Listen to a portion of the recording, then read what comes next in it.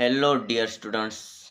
तो आज बहुत ही ज़बरदस्त टॉपिक है। अब केमिकल काइनेटिक्स जो चैप्टर है ना, बहुत ही ज़बरदस्त। इसमें फॉर्मूला रिवीजन एमसीक्यू तो लेने वाले हैं। तो बहुत ही बढ़िया इजी ज़बरदस्त, कुछ भी लगा दो, इससे बढ़िया चैप्टर कोई नहीं, इससे इजी चैप्टर कोई नहीं।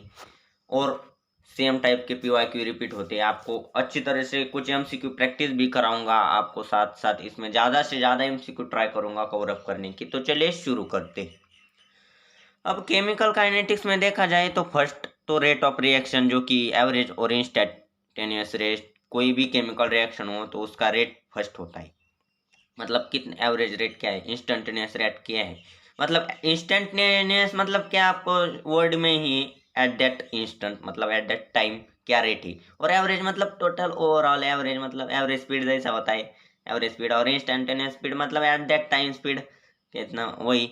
अब dependence of rate on reaction reactant concentration, rate dependence जो कि ऑर्डर मॉलिक्यूलरिटी, बाद में integrated rate law, first rate law rate constant होता है। अब next first order reaction, zero order, pseudo first order, molecularity देखना है। और फिर कोलिजन थ्योरी तो एमएसटीसीटी में डिलीट है। टेम्परेचर डिपेंडेंस इक्वेशन ये सब कुछ डिलीट है, बट फिर भी एकदम ओवरऑल देख लेते हैं। उसके फार्मूले भी मैं आपको बताऊंगा, यदि कोई जे वाला भी हो स्टूडेंट तो देखिए। डायरेक्टली रेट ऑफ रिएक्शन से स्टार्ट करते हैं। अब ये तो मैंने बता दिया कि इंस्टेंटेनियस रेट क्या होता है, एवरेज रेट क्या होता है। Directly rate laws and rate constant से स्टार्ट करेंगे हम। अब देखिए, अब रेट ऑफ रिएक्शन पहले देखते हैं। रेट क्या होता है, रेट तो बताया मैंने, कॉन्सेंट्रेशन चेंज। मतलब रेट एक्चुअली डिफिनेशन हम कैसे कर सकते हैं रेट को, it is defined as change in concentration of product reactant और प्रोडक्ट पर यूनिट टाइम। मतलब रेट क्या है, ये जो है ना, ए गिव्स बी, ऐसी कोई रिएक्शन तो होती है, ए से बी में कन्वर्जन, मतलब कोई रिएजेंट हो तो।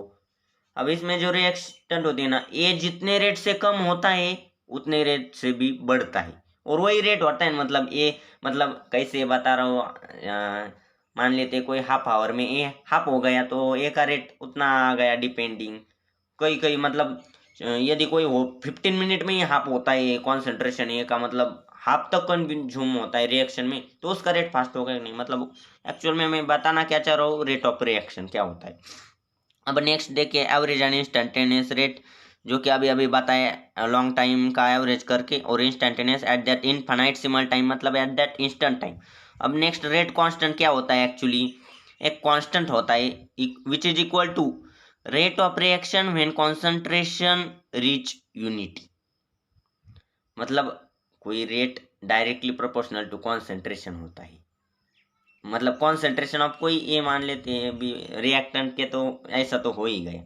अब हम कॉन्सेंट्रेशन है जो, मतलब डायरेक्टली प्रोपोर्शनल हटा के डायरेक्टली के टाइम्स कॉन्सेंट्रेशन ऑफ ए ऐसे लिख सकते हैं। तो ये जो के है ना, यहाँ पर रेट कांस्टेंट है।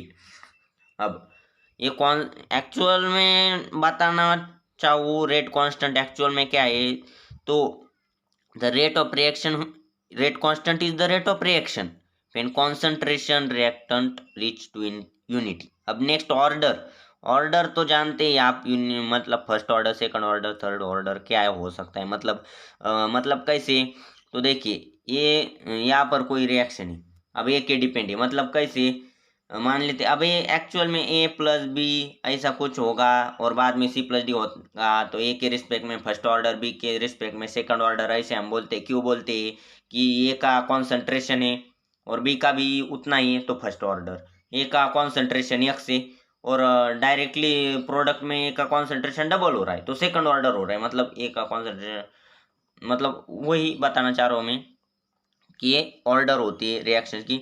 और एक्चुअल में बताना चाहूँ तो देखिए, कोई NaCl बता, Na प्लस Cl ऐसा कुछ किया है मान लेते हैं, फॉर एग्जाम्पल बता रहा हूँ, तो फर्स्ट ऑर्डर ही है। यदि कोई Cl2 होता तो two chlorine molecule second order, ऐसे भी हम बोल सकते हैं उसका कोएफिशिएंट या फिर उसकी पावर क्या भी। और मॉलिक्यूलरिटी में तो यूनिमॉलिक्यूलर, बायमॉलिक्यूलर, ट्राइमॉलिक्यूलर। अब मान लेते कोई बैरियम, बैरियम में बैरियम क्लोराइड तो बायमॉलिक्यूलर होगा नहीं, Cl2 होता है ना, Cl नहीं होता, मतलब वही। फास्ट में देखते हैं। अब नेक्स्ट केमिकल काइनेटिक्स रिवीजन का ऑलरेडी अथर्व जो है ना, अथर्व सर, उन्होंने ऑलरेडी केमिकल काइनेटिक्स का एक बनाया हुआ था, आपने शायद देखा भी होगा वो, फास्ट फॉर्मूले रिवीज। अब भी हम वही करने वाले इस फास्ट सीरीज में। तो देखिए यहाँ पर फैक्टर अफेक्टिंग रेट, रेट जो होता है उसके ऊपर कौन से फैक्टर डिपेंड करेंगे। रेट देखा जाए तो देखिए रेट तो डिपेंड होता है कॉन्सेंट्रेशन ऑफ रिएक्टेंट, सी ए करता हूँ फिर मतलब समझ आए इसलिए, या फिर ऐसे तो लिखते ही हैं हम concentration of reactant, reactant concentration कम होगा तो रेट कम होगा, ज़्यादा होगा तो उस पर डिपेंडिंग होता है कॉन्सेंट्रेशन पे रेट होगा। एक पॉइंट की क्लियर। प्रेजेंस ऑफ लाइट, अब देखिए लाइट में क्या होता है, light necessary activation energy provide करती है, मतलब फोटोकेमिकल रिएक्शंस में ज़्यादा अच्छी तरह से यदि लाइट हो तो फास्ट होता है ना, और लाइट नहीं तो फास्ट नहीं होता। मतलब फोटोसिंथेसिस का ही एग्जांपल लो, लाइट में फोटोसिंथेसिस फास्ट होता है, लाइट नहीं तो फोटोसिंथेसिस तो होता ही नहीं, मतलब रिएक्शन ये तो नहीं होती ना।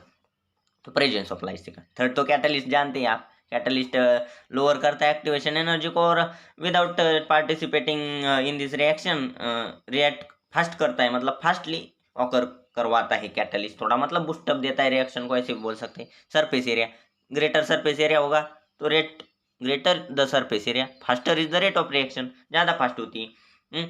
मतलब ग्रेटर सरफेस एरिया होगा तो इनडायरेक्टली फास्ट रिएक्शन क्यों होती है, क्योंकि बड़ा सरफेस एरिया है ना तो उसमें ज़्यादातर अच्छे तरीके से मतलब उनका रिएक्टेंट का कंज्यूम जो होगा तो सरफेस एरिया डिपेंडिंग है। और लास्ट टेम्परेचर जो कि बहुत ही इंपॉर्टेंट है, क्योंकि reaction becomes double for every 10% rise in temperature. एक पॉइंट याद रखिए, मतलब 10% इंक्रीज किया तो रिएक्शन बिकम्स ऑलमोस्ट डबल भी हो जाती है कभी कभी। और टेम्परेचर कोएफिशिएंट एक टर्म है यहाँ पर जो कि rate constant at 308 to at 298, मतलब 298 जो होता है ना 25 डिग्री रूम टेम्परेचर, उसका उसके उसके साथ रेशो किया ये एट 308 का, तो टेम्परेचर कोएफिशिएंट मिलता है हमें। और वैल्यू जनरली बिटवीन 2 और 3 की होती कोएफिशिएंट की।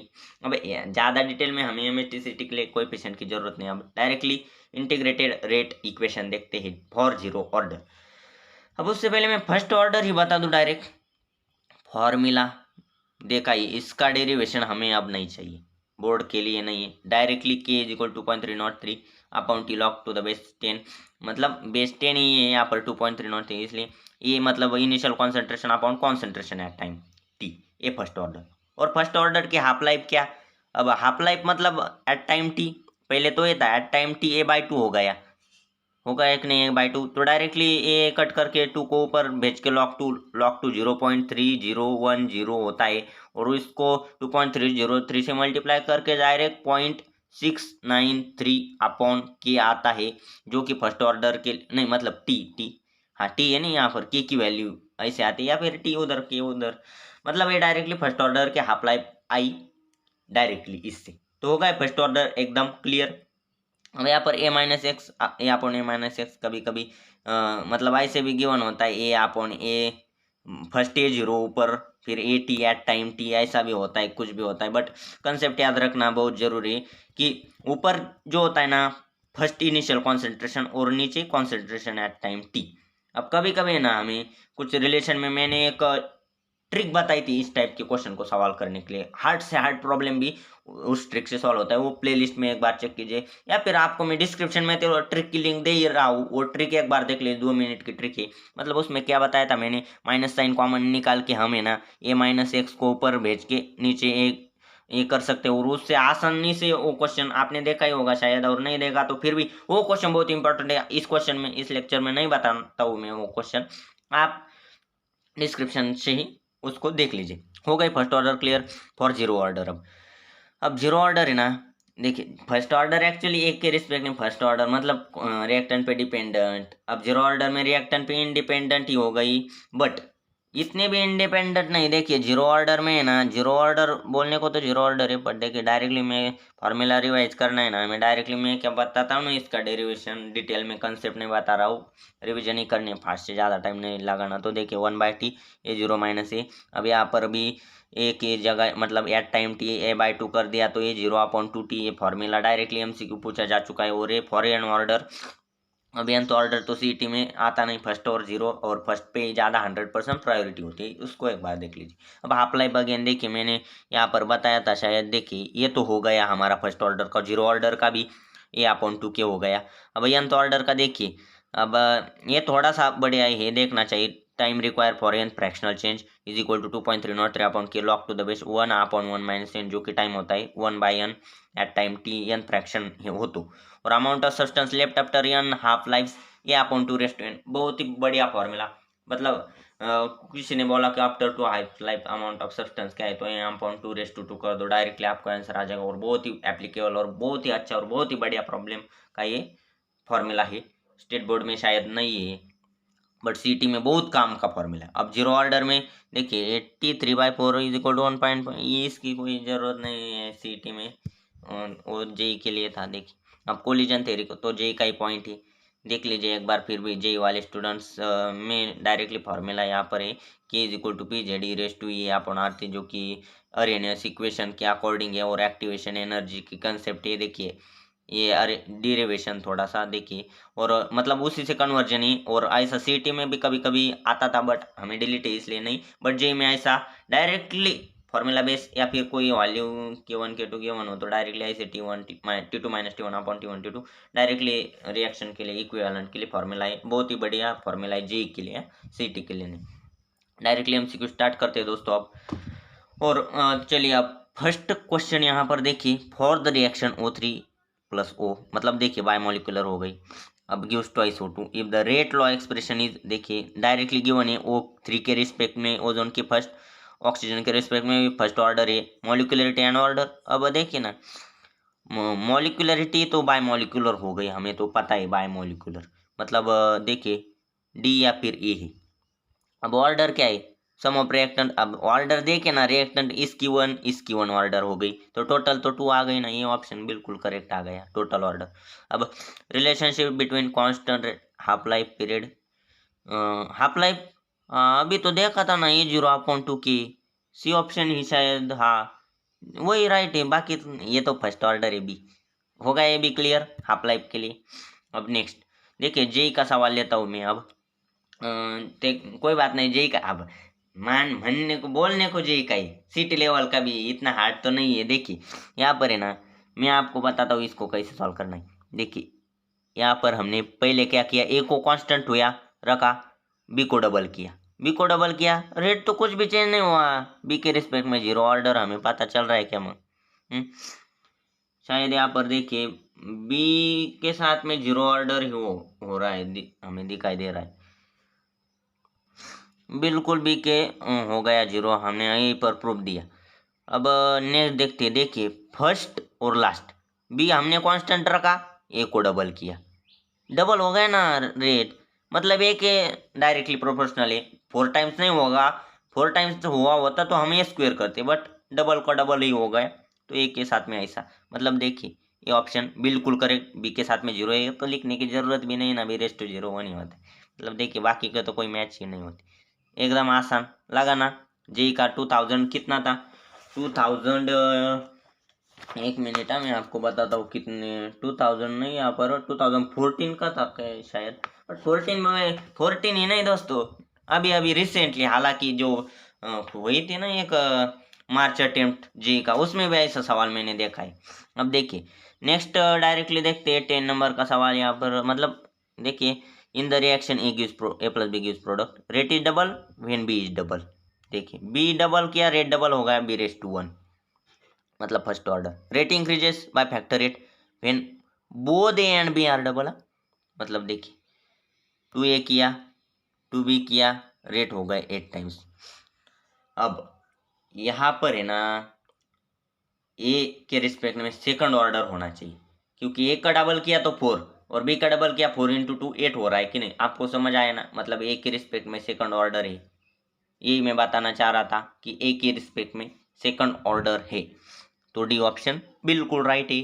हो गया कि नहीं विद इन अ सेकंड में। अब next in a 0 order reaction for every 10% rise of temperature rate is double, ये तो देखा है, हमें पता भी है, जब बताने की क्या जरूरत है। If the temperature is increase from 10 to 100 rate of reaction becomes हो, बहुत ही बढ़िया। अब देखिए इसको एक्चुअली इसका डायरेक्टली आंसर क्या है, 512 है, क्यों की देखिए अब एक्चुअली इसका फॉर्मूला भी कॉम्प्लिकेटेड है, जो आप मतलब हमने जो पहले दिखा था ना, R at 10 degree Celsius rate फिर ऊपर आ रहा 100 degree Celsius is equal to 2 जो फैक्टर होता है मैंने बताया था ना, मतलब इसको उधर भेज के एक्चुअली R/10 इनिशियल हमने नहीं देखा था का, यहाँ पर फॉर्मूला आपको दिखाई देता हूँ, कोई बात ठीक। यहाँ पर था देखिए, ये जो फॉर्मूला ए अपॉन 2n डायरेक्टली एप्लीकेबल है, डायरेक्टली एप्लीकेबल इसमें। कहाँ गया क्वेश्चन, कहाँ गया क्वेश्चन, ये रहा क्वेश्चन। ओके, अब देखिए यहाँ पर है ना, अब एक्चुअल में ये क्या है, एट टाइम टी कॉन्सेंट्रेशन क्या है 100 - 10 करके, मतलब टेम्परेचर के रिस्पेक्ट में गया तो डायरेक्टली 90 लिखता हूँ उसका ये, और नीचे 10 और 2 करना है हमें, ये इसको 2 9 आता है तो 2 9 50 512 ऐसा होता है। एक्चुअली सीटी में ऐसे सवाल तो आते नहीं टेम्परेचर के, जे लेवल का ही था ये। अब ये तो बहुत ही बढ़िया, first order reaction gives as a gives product, the integrated rate equation first order का कौन सा है, देखो देखो ये ऑप्शन दिखाई दे रहा है, या फिर दूसरा भी है, ये कहाँ दिखाई दे रहा है, इसमें माइनस नहीं ना, मतलब ऊपर कॉन्सेंट्रेशन एंड देन नीचे कॉन्सेंट्रेशन एट टाइम टी, मतलब ये जो इनिशियल था ना वही सी ऑप्शन राइट है इसका, बाकी के बिल्कुल गलत है। ये 2.303 नहीं, ये तो गलत ही होगा। और यहाँ पर है ना माइनस साइन चाहिए था, माइनस साइन ले लेते तो लॉग की प्रॉपर्टी अनुसार ये ऑप्शन राइट हो। देखना आना आपने, साइन भी इम्पोर्टेंट है। डायरेक्टली फॉर्मूला ये याद रखना, ऊपर ही और नीचे a-x, मतलब नीचे एट टाइम टे, मैंने तो पहले ही बता दिया आपको। अब देखते हैं next in multi step reaction overall rate. अब मल्टी स्टेप हो या कुछ भी हो, ओवरऑल रेट है ना, यहाँ पर रेट ऑफ स्लोवेस्ट स्टेप पे ही होता है, फास्टेस्ट पे डिपेंड नहीं होता, एवरेज नहीं हो रहा है, लास्ट भी नहीं। स्लोवेस्ट जो होती है ना rate determining step, halogen derivative में भी देखा ही होगा कि rate determining step is the slowest step. अब next which of the following for first order reaction is incorrect. अब कौन सा है, order can be experimentally determined quantity, सही है ना। Order is not influenced by stoichiometric, सही है। Order reaction is the sum of power तो सही। Order is always whole number, नहीं, ऑर्डर तो 3/2 भी हो सकती है ना, कुछ भी हो सकती है। मॉलिक्यूलरिटी होती है इंटीजर यूनिबाइट्राई, बट ऑर्डर 3/2 कुछ भी हो सकती है। Whole number first second third ऐसा ही कुछ इस पर कहाँ पर लिखा है क्या, कभी कभी तो 1.5 टाइम्स भी ऑर्डर हो सकती है। बिल्कुल डी ऑप्शन बिल्कुल रॉन्ग है, मतलब इनकरेक्ट है, मतलब ये हमारा आंसर। तो हो गया क्या, ये आज का लास्ट सवाल है, हो गया था क्या शायद ये पहले कुछ, नहीं आज का लास्ट सवाल है, देखते हैं। देखिए अब इस लास्ट सवाल में क्या पूछा है, पहले तो ये देखिए अगेन वही 2 है ना, यहाँ पर क्या है 50 था और नीचे 10 कर दो, तो डायरेक्टली आंसर आता है 2/5 विच इज इक्वल टू 2/5 64 है ना, या 32 है, 32 है, 2/6 2/4 16 2/5 32 सी में है। तो ये याद रखना, ऐसा कुछ गिवन है ना, ये सीटी लेवल का नहीं है सवाल, ये थोड़ा उससे हाई है इसको, बट इसको बस 2/1 क्या है, टेम्परेचर रेज्ड बाय 50 कर दो, और नीचे क्या था पहले वाला 10 कर दो, हो गया इसमें, मतलब फॉर डबल सेवरी 10% राइज, वही है अगेन उसी टाइप का। तो आ गया इसका आंसर 32। अब ज़्यादा डिटेल में नहीं बता रहा हूँ मैं, क्योंकि हमें तो सीटी मेन फोकस है, यही तो नहीं, बट कुछ मैंने ले लिए, मतलब क्या होता है बताना चाह रहा था मुझे, इतनी भी तो हार्ड नहीं होती। तो केमिकल काइनेटिक्स फिनिश हो गया है विद इन 18 to 19 मिनट्स। और एक इम्पोर्टेंट अनाउंसमेंट करने जा रहा हूँ, मतलब आपको बताना मैं चाहता हूँ कि ये लेक्चर देखिए, स्क्रीन पे दिखाई दे रहा है, मस्त देख लीजिए, इतने जबरदस्त वे में सर ने बताया ना, मतलब सॉल्यूशन बहुत ही कितने ट्रिक से बताया उन्होंने, मतलब कैसे 10% होगा, 99.9%, 99.999% यदि रिएक्टेंट कंज्यूम हो तब क्या होती है लाइफ वगैरह, हाफ लाइफ टाइम कुछ। तो बहुत ही बढ़िया जबरदस्त लेक्चर है, मैंने देखा हुआ है, उन्हीं से मैं पढ़ता हूँ, वो मेरे टीचर है। मैं आपको स्पेशली रिकमेंड कर रहा हूँ, इसको मत देख लीजिए इसको, और इसको डिस्क्रिप्शन से लिंक चेक कीजिए। ये फर्स्ट पार्ट 1 न्यूमेरिकल है, और ये एक रिसेंटली 3 मंथ एगो का वीडियो न्यूमेरिकल्स, बहुत ही बढ़िया, देख लीजिए एक बार। तो ठीक है दोस्तों, अब नेक्स्ट एलिमेंट ऑफ ग्रुप 16, 17, 18 हमें लेना है। ये चैप्टर फिनिश हो गया। आई होप आपको सब कुछ समझ आया होगा। कमेंट करते चलिए समझ आया तो।